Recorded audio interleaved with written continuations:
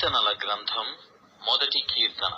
దుష్టుల ఆలోచన చొప్పున నడవక, పాపుల మార్గమున నిలవక, అపహాసకులు కూర్చుండు చోటను కూర్చుండక, యెహోవా ధర్మశాస్త్రమునందు ఆనందించుచు దివారాత్రము దానిని ధ్యానించువాడు ధన్యుడు.